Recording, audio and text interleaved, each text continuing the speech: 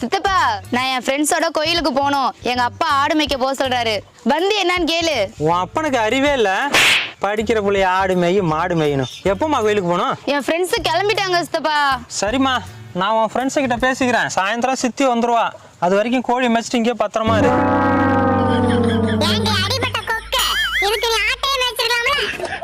மாமா என்ன சாப்பிடலாம்? செல்லம், உனக்கு பிடிச்சது சொல்றா, அதே நானும் சாப்பிட்றேன். ஒரு மெனு கார்டு கொண்டு வாங்க. செல்லம், ரெண்டா சொல்றா, அதே நானும் சாப்பிட்றேன். ஏடா பாப்பா அழுகுதே? ஏன் அழுகுற?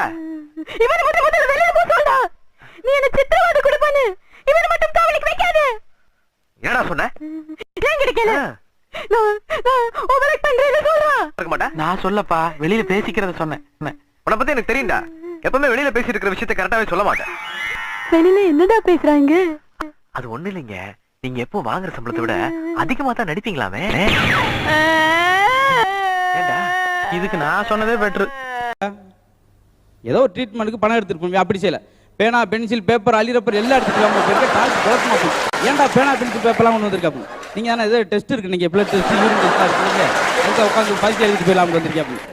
இப்போ என்ன டெஸ்ட் மூலம் எடுக்க போறீங்க? யூரின் டெஸ்ட்டா, பிளட் டெஸ்ட்டா? அப்படின்னு முதல்ல பண டெஸ்ட். நீ எவ்வளோ வச்சிருக்க என்னன்றது மூலம் நான் செக்அப் பண்ணிக்கிறேன். இப்போ வந்து அப்புறம் பார்த்துக்க முடியாது, அதனால ஒன்றும் குழப்பம் இல்லை அப்படின்னு. சரி. ஏங்க, பால் கெட்டு போயிடுச்சுன்னா அதை வச்சு பால் கோவா பண்ணுறாங்கல்ல, நான் வச்ச ரசம் கெட்டு போயிடுச்சு, அதை வச்சு ரசகுல்லா ட்ரை பண்ணட்டுமா?